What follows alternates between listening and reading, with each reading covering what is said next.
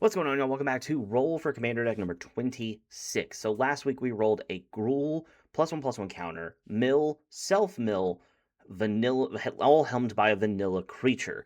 Now the hardest part about this build was finding the Gruul vanilla creature that I wanted to use. There was really only two, and I settled on the one that we're using today. So our commander is Gerard of the Closed Fist. Then onto our planeswalkers, we have Vivian on the Hunt, Wrenn and Realmbreaker, and Wrenn and 6.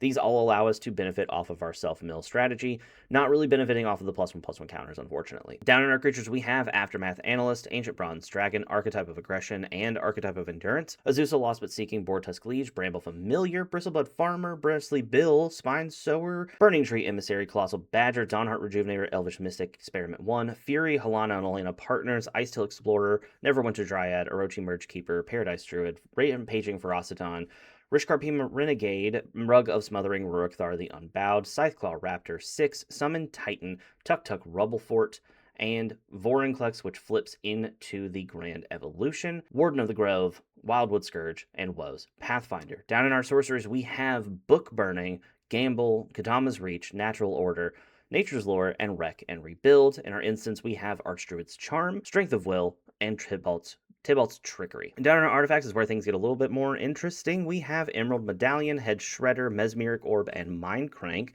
Monster Manual, Ruby Medallion, Sword of Body and Mind, the Earth Crystal, and the Fire Crystal. In our enchantments, we have Avatar Destiny Doubling Season, Fires of Yavimaya, Heretic's Punishment, Hunter's Talent, Innkeeper's Talent, Craven's Last Hunt, Leaves from the Vine, Leyline of Abundance, Master Chef, and Sphere Grid. A lot of these are to help increase the power of our creatures, where Mindcrank is kind of our main. Mindcrank and Mesmeric Orb are our main sources of mill. Along with Sword of Body and Mind, the more mill that we can have from our combat damage or just from the damage from our creatures, the better for us. Down in our lands, there are 35 of them. We have 11 forests, a Gruul Turf, 11 mountains, Racer's Ring, Rugged Highlands, Stomping Ground, Taiga, Temple of the Dragon Queen, Thriving Bluff, Urza's Mine, Urza's Power Plant, and Urza's Tower, Wooded Foothills, Wooded Ridgeline, and Yavimaya, Cradle of Growth. Overall, I really enjoyed building this. I think if I was going to rebuild it, I wouldn't do a vanilla creature. I would do maybe something